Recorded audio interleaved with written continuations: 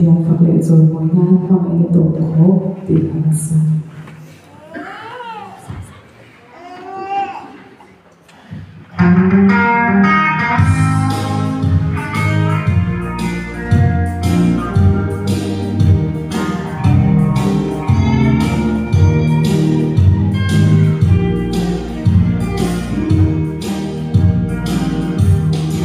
Lời bối xua mình tôi ngờ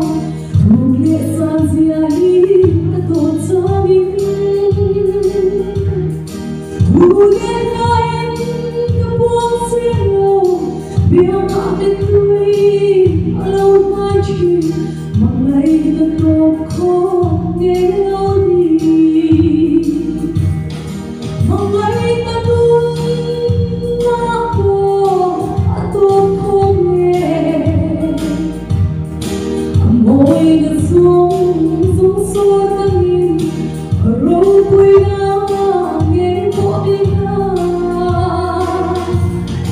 hết theo các mai mà mặt mẹ râu quê cả thế ngân rung in các buông mà thiết theo có in cái duy dễ lòng rồi vui đã sung ngay tu lệ ngày nghệ hoa thiên em kim xiao tu ha sa ruộng bay lâu biếng chúa mình sa ruộng bay phong ba sông ta đi xóa lòng na tu ra lâu đi mong bay ta tu